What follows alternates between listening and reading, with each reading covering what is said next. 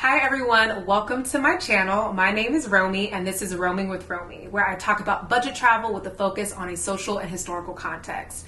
On this channel, I talk about itineraries, share travel blogs, and just share information and create discourse about everything budget travel and culture related. So if you are new here, make sure you hit that subscribe button, make sure you hit that notification bell. If you are a returning subscriber, thank you. Make sure you like the video, share with your friends and family. It really does help me out here on YouTube. So in this video, I will be talking about the steps I take to plan a budget trip.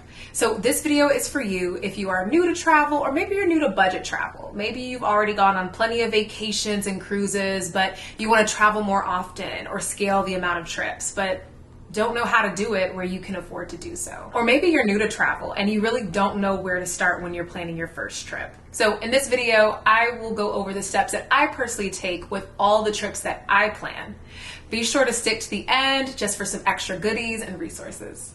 Okay, so step number one, the first thing I do pretty much 99% of the time is finding my flight deals. So I like to call this step, let the destination find you. So what does that mean? Okay, so most travelers typically say, I feel like going to Japan in April, or I feel like going to Morocco in October, or I want to go to Mexico this year. All of those things are fine. I myself have a destination bucket list. However, what happens when you start with the destination in mind? Let's say you want to go to Japan in April, or you are dead set in going to Mexico in October. There's nothing wrong with that. However, the issue is that when you're locked into one destination within a certain date range, you really limit yourself to flights that are available for that destination in that time range. So you really cut yourself off from other flight deals that may be super, super cheap. Like let's say $180 round trip from Atlanta to Guatemala, which is pretty underpriced for the average cost of flights that go to Guatemala. But if your mind is not open to going to Guatemala, or if you have a very limited amount of time in which you are able to travel, or you don't have a flexible schedule, then again, you really have less options. So a big part of budget traveling is options. The more options you have and the more open-minded you are, the more likely you have to have a multitude of flight deals to choose from. The more flight deals you have to choose from, the less that plane ticket is going to cost. Now, don't get me wrong. I know that many people don't have flexible schedules due to work commitments, family commitments, other personal things, and I get that.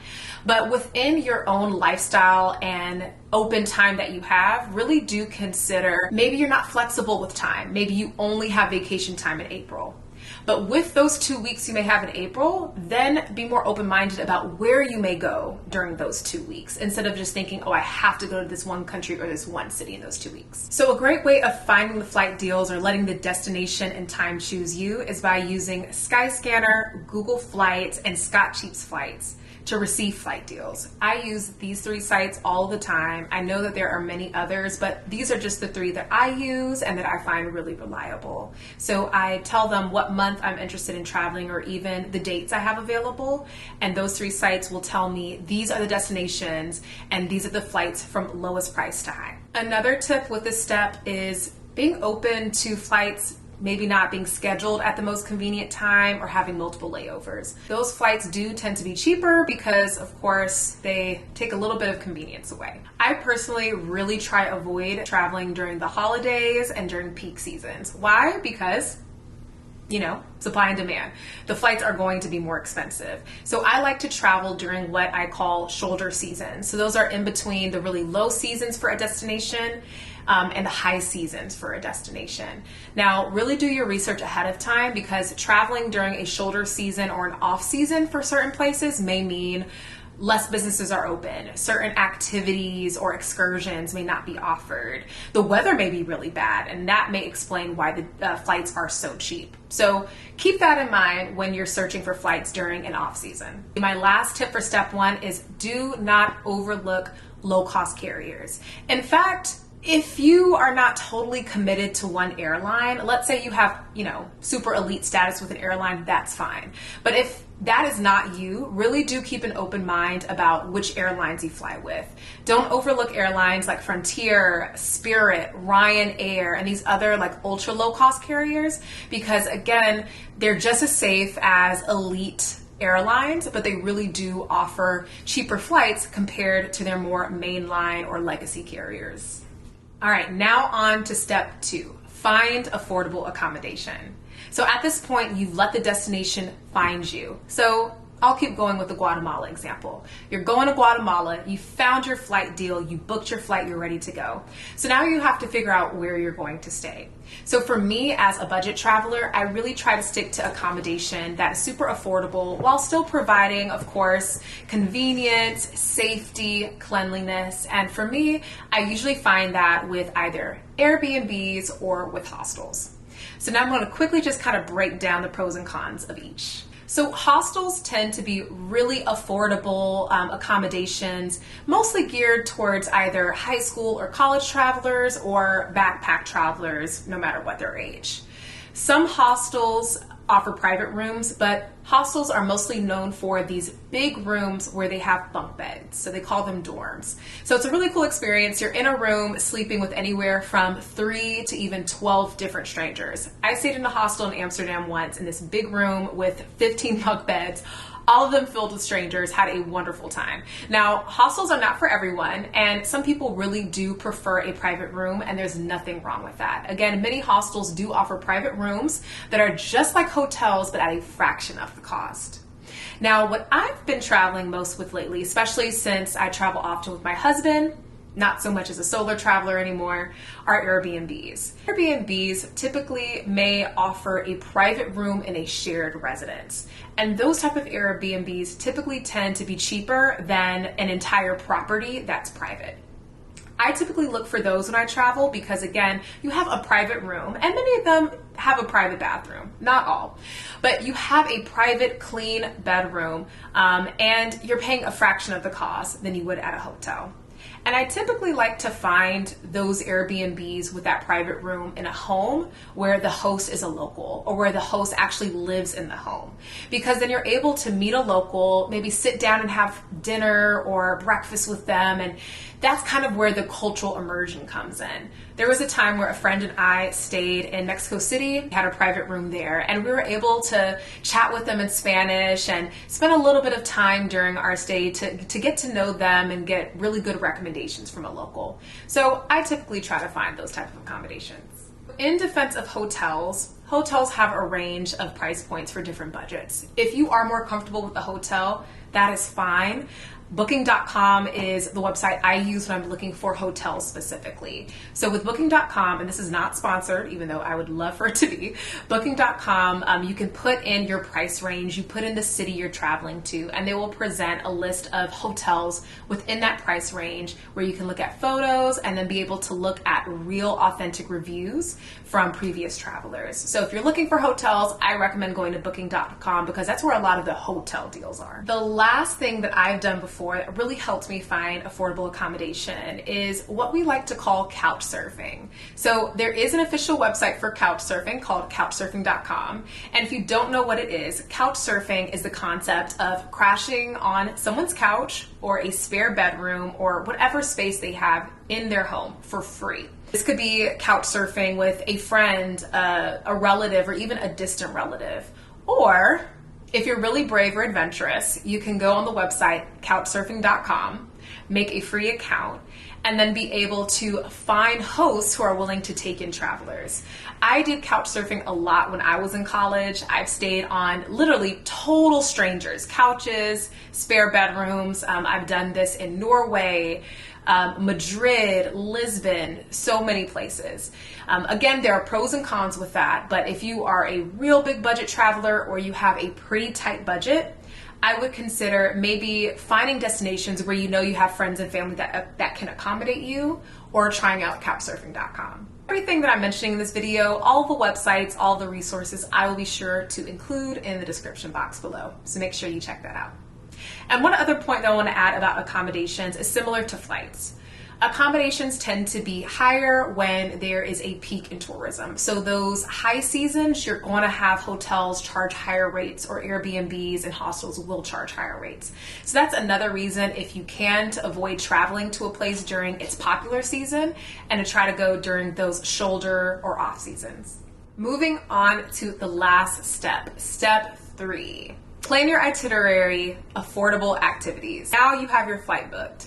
You have your accommodation booked. So before you pack your suitcase and jump on that flight, please make sure you have at least some type of plan written down for your trip. Now, the reason why I recommend this, I've seen many travelers, and I have traveled with groups like this, where they show up to the destination and they're like, you know what, we're gonna go with the flow, we're gonna do whatever we can, we'll see where the wind takes us. And there's nothing wrong with that from time to time. I think spontaneity is fun and we should all leave, a little bit of spontaneity in our plans. But the reason why planning your itinerary is so good for a budget traveler is that you are able to maximize your time and your money. So that is my first tip for step number 3. Do create an itinerary. And it doesn't have to be a Google Doc this long where you are writing out every minute of the day. It can really just be a note on your phone or a page in your journal where on this day, I just want to explore this area, or maybe I really just want to check out this museum or do this hike. And as long as I check that off my list for the day, I'm good. So sometimes I just plan just kind of a summary for the day or just bullet points. And other times I do have a more robust itemized itinerary. Again, whatever is most comfortable for you will work. Now, the next thing about planning your itinerary are finding the things that are pretty affordable. So what I've noticed in my history of a budget traveler, walking tours tend to be super affordable, especially if you book them through Airbnb Experiences, Get Your Guide, or many other, websites that are really geared towards budget travelers or youth travelers. And again, all these websites I name, I will be sure to include in the description box below. I love walking tours. I think they serve a lot of benefits. You get to know the place you're in. You learn more of that history, that context, which I think is really necessary in order to really getting to appreciate the destination you're in. Most of those walking tours tend to be locals, so you get to meet a local and ask them questions from a local perspective. And then you get to really immerse yourself in that destination, right? Be in the city, people watch, walk around, really get to take in all of the sights, sounds, smells, all of those different senses of the place. I always recommend doing a free walking tour or a low cost one. And a lot of walking tours that I've done, you can actually Google them on your phone, take screenshots, and do a self-walking tour. So there's tons of websites and blogs that will tell you which area to go to, what stops to make, and they will provide a short description of what that area or certain landmark is. So I've done all of the above before. I also recommend anything dealing with nature. Those tend to be really fun and they tend to cost less money. So hikes, walking to a park and spending time at a park where there might be a lot of locals, walking by a river or a lake. Those tend to, again, be really fun. You get to immerse yourself in more of a local culture, and most of them are free if they don't cost maybe a small fee to enter. So when it comes to attractions that typically cost more money, do your research, check ahead of time, because many of those museums and attractions will offer days that are discounted or will offer discounted tickets if you are a student. Now, I know not everyone watching this may be a student, but if you have a student ID, listen, even if your student ID is expired, but you still have it, bring it on your trips, because there have been many times where I have used an expired ID and no one noticed the expiration. It's always worth trying. Also, when you're doing your research, check to see if there are certain days that are discounted. If there's a certain date a month that may be free admission that may fall during your trip. Well, there you have it, folks. A simple 3-step process to plan your budget trip. So before we end the video, I just want to share a few more just random tips and helpful resources. The first tip, credit cards. So as a budget traveler, I have booked so many free flights using credit card points. And again, these are purchases that I would already make with a debit card. So I use my credit card in order to accrue points that over time can get me a free flight, a free stay in a hotel, and so many other perks. I will probably make a whole separate video on credit cards that are best for travelers, but my favorite travel credit card right now is the Capital One Venture X. I do have a referral link, so if you are interested or plan to apply, please use my referral link. That would help me out a ton. I'll be sure to include that in the description box. Aside from credit card points, something else that has helped me a lot with budget travel is learning to pack lightly. A lot of those low-cost airline carriers, you have to pay for bags. Even with traditional airlines, most of the time they do charge fees for checking big suitcases, and those fees add up. So I am a stickler for packing as light as possible. I love traveling with a small carry-on bag, which often is included in many airline tickets, not always. Or if it's a super short trip, or if I'm going somewhere tropical where I can pack, very light clothes, then I'll just take a big book bag and call that a day. And my last resource, traveling costs money. Even if you're a budget traveler like myself, you still have to have cash. Again, you don't want to take those travel credit cards and spend all this money that you don't have and rack up debt and pay for high interest rates. You don't want to do that. So I do have a resource that has helped me come up with a personal finance plan to be able to save enough money and set aside enough cash to be able to afford my favorite hobby, which is travel. That resource is an ebook that is written by my husband, who is a finance aficionado. I will also include the link to that ebook in the description box, so make sure to check that out as well. All right, folks, so that's it for the video. If you found this helpful, please like, share, be sure to subscribe to my channel if you haven't already. I have a lot more videos of all kinds of travel related topics coming soon. Be sure to comment any questions you have, any reactions, any concerns. I will definitely be checking out the comment section. Until next time, y'all.